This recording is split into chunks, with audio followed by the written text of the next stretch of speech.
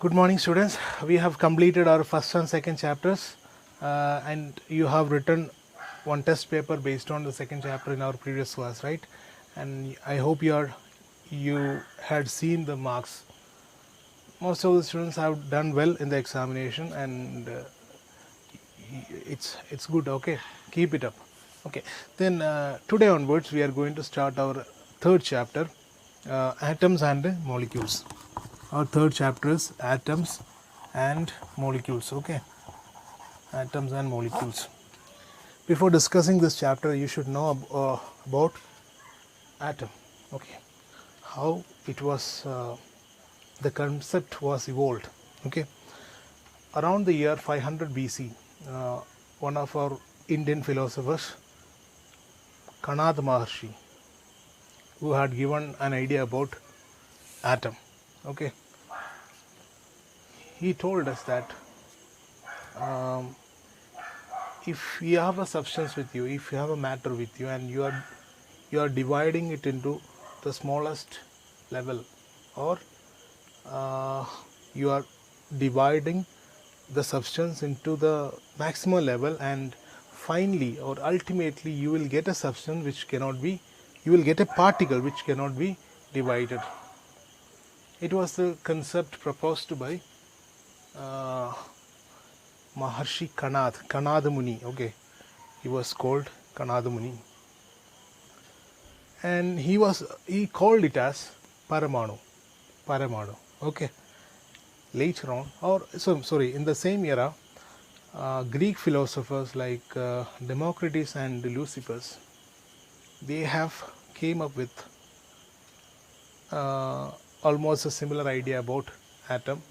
Okay, they told us that if you are dividing a substance, ultimately a particle will be obtained which cannot be divided further. Okay, and that particle was called as atom by Democritus. Democritus called that particle as atom. Okay, these concepts were based on philosophical aspects. There was no experimental evidence behind all these theories. Okay, but later on, during the 18th century, scientists have come up with their own ideas about atom, and mainly John Dalton has given a scientific idea about atom. Okay, but before that, we need to discuss about. Before discussing about John Dalton's theory, we have to understand two important laws proposed by Lavoisier. Antoine Lavoisier is known as the father of modern chemistry. Okay, and we have got an idea about the chemical combination from his laws. Okay, and we need to understand those two important laws proposed by Antoine Lavoisier, and it was law of conservation of mass,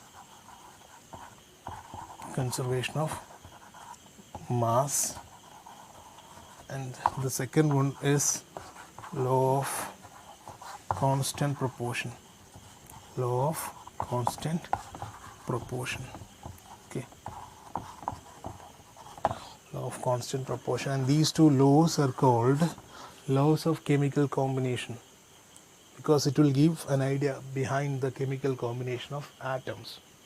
Okay, so, and it was proposed by Antoine Lavoisier.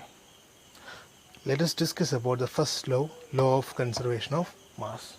Okay, let us explain the first law of conservation of mass. Law of conservation of mass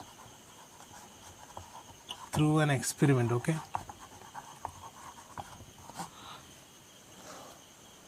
you just consider we have a conical flask with us, okay, inside which we have taken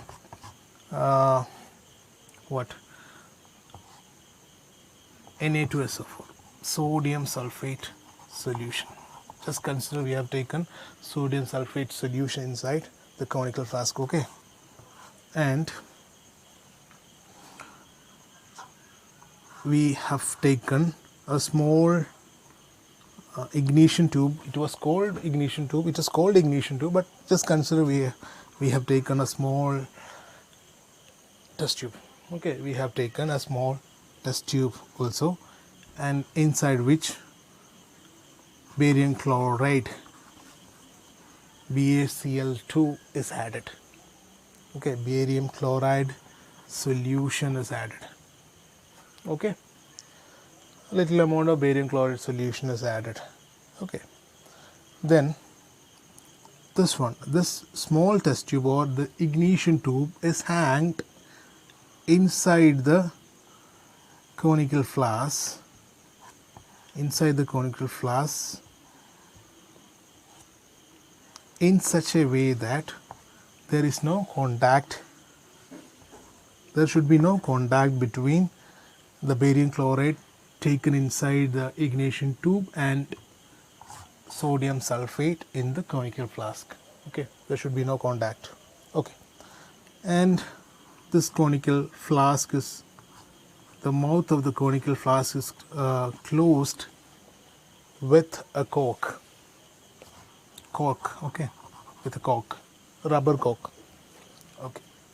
Then now you just consider we have taken the mass or the weight of this apparatus along with this reactant. Two substances are taken inside the conical flask. First one is barium chloride BaCl2, and second one is Na2SO4, sodium sulfate, right? Sodium sulfate is here and barium chloride is there inside the ignition tube, okay. Now, and these two are called the reactants in this reaction, okay, these are called the substances which are taking part in a chemical reaction are called the reactants. So these are the reactants in this reaction, okay. So we have taken both the reactants inside this conical flask, but there is no contact between these two reactants, okay. Now we are going to take the weight of this apparatus, all these apparatus along with the reactants, okay. Just we have taken the weight of this apparatus along with the reactants, along with the what cork, all together, okay. And just consider we have got the weight 100 gram, okay. Now the next stage, we have to make these two substances reacted, okay. What we have to do is you have to break this ignition tube inside this conical flask by shaking it. If you shake it properly, this small tube will be broken and the substance inside the ignition tube will be mixed with the sodium sulfate, that is barium chloride will be mixed with the sodium sulfate and they will get reacted, okay, they will get reacted. And when barium chloride reacts with sodium sulfate, barium will get combined with SO4 and BaSO4 will be formed, and the sodium will get combined with chlorine to form sodium chloride, NaCl will be formed, okay. And the reactants are changed into the product. Just consider reactants are completely changed into the product, okay. Now again we are going to take the weight. Again you have to take the weight of this apparatus along with the product, okay.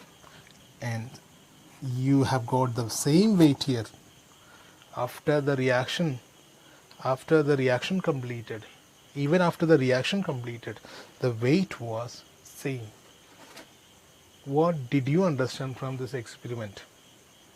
One more thing you should understand, that this conical flask is corked, that is a cork is fixed at the mouth of this conical flask, and there will be no exchange of matter from outside or inside, in between outside and inside, okay. So even though you have got the mass 100 gram after the reaction is completed. What could be the reason? Does the mass of the flask and its content change? No, right? What do you understand from this? Before the reaction the weight was 100 gram, and after the reaction the weight is still 100. That is, there will be no change in the mass of the product when it is compared with the mass of the reactant. There will be no increase or decrease in the mass of the reactant in a chemical reaction. Okay, so the law states that, according to this, the law states that mass can neither be created nor destroyed in a chemical reaction. That means mass of the reactant will be equal to the mass of the product. That's why we are actually balancing a chemical equation. Mass of the reactants must be equal to the mass of the products. That means just consider we have one barium atom on the left side and there should be one barium atom on the right side. If we have 2 chlorine on the left side, 2 chlorine on the left side, there should be 2 chlorine on the right side.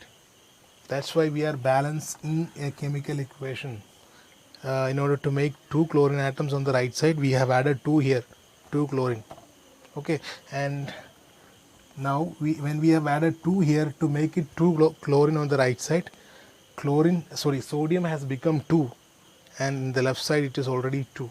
This equation is balanced, and balancing will be discussed later, but you just understand we have balanced this equation for making the mass equal on both sides. Okay, and mass should be equal according to the law of conservation of mass. And law of conservation of mass says that mass can neither be created nor destroyed in a chemical reaction. Okay, that is, mass of the reactants will be equal to the mass of the product. Have you understood? Law of conservation of mass. Mass can neither be created nor destroyed in a chemical reaction. Okay.